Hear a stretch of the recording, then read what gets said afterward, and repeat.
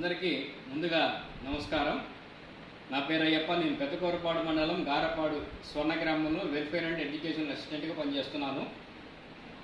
ముందుగా మీ అందరికీ 79 సంవత్సరాలు పూర్తి చేసుకుని 80వ సంవత్సరంలోకి స్వాతంత్ర దినోత్సవంలోకి అడుగు ఎడుతున్నందుకు మీ అందరికీ స్వాతంత్ర దినోత్సవ శుభాకాంక్షలు. మన దేశానికి స్వాతంత్రం 1947లో వచ్చింది. దానికంటే ముందు ఎన్నో ఇబ్బందులు పడ్డాం. దేశాన్ని పరిపాలించారు, దోచుకున్నారు చాలామంది. అది చరిత్రకారులకు చరిత్ర పరంగా మీ అందరికీ తెలుసు. స్వాతంత్రానంతరం మన దేశం చిన్నగా అడుగులు వేస్తూ అనేకమైనటువంటి లక్ష్యాల దిశగా అడుగుడుతూ మన దేశాన్ని అభివృద్ధి పథంలో నడిపిస్తూ ముందుకు శరవేగంగా సాగుతుంది.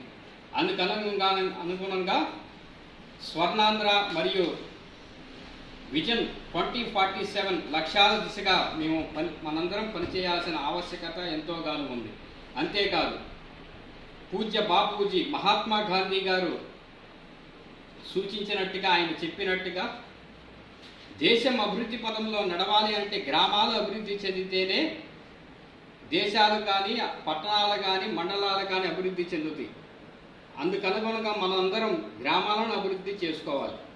దేశానికి ఎప్పుడైతే స్వరాజ్యం వచ్చిందో, స్వరాజ్యం అంటే ఈ దేశంలో ప్రతి ఒక్క మానవుడు కానీ 3 పూట్ల అన్నం ఎప్పుడైతే తినగలుగుతాడో అప్పుడే మన దేశానికి స్వరాజ్యం అంటే స్వాతంత్రం వచ్చినట్టు. మన దేశానికి స్వరాజ్యం వచ్చింది, స్వాతంత్రం వచ్చింది.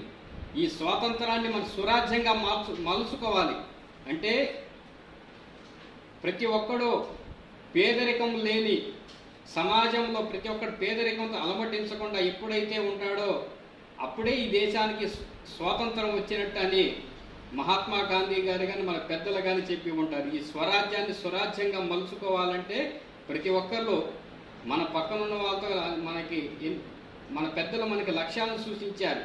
ఆ లక్ష్యాల దిశగా మనందరం పనిచేయాల్సిన ఆవశ్యకత ఎంతోగానో ఉన్నది.